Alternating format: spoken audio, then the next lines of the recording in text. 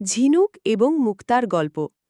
সমুদ্রের তীরে এক শান্ত গ্রামে ছিল ছোট্ট এক কিশোর, নাম তার ফারাজ। সে প্রায় ছুটে যেত সমুদ্রের ধারে। ঢেউয়ের শব্দ শুনে মনটা হালকা হয়ে যেত তার। একদিন সে হাঁটতে হাঁটতে একটি অদ্ভুত খোলস কুড়িয়ে পায়। দেখতে ঠিক যেন ছোট্ট কোনো বাক্স, শক্ত খোলসে মোড়ানো। এটা ছিল একটি ঝিনুক। ফারাজ কৌতূহলী হয়ে ঝিনুকটি নিয়ে বাড়ি ফিরে আসে। সে তার দাদুকে দেখায়। দাদু হেসে বলেন, এটা শুধু একটা সামুদ্রিক প্রাণী না, এর ভেতরে থাকে এক বিস্ময়।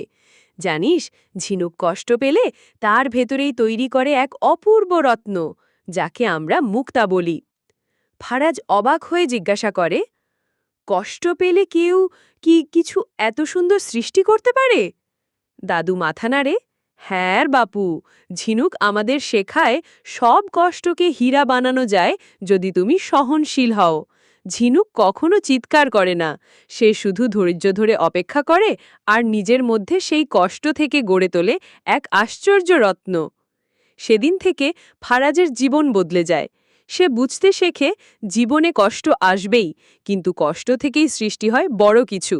ঝিনুকের মতো চুপচাপ সেই কষ্টকে রূপ দাও মুক্তায়, তাহলেই একদিন জ্বলে উঠবে নিজের আলোয়।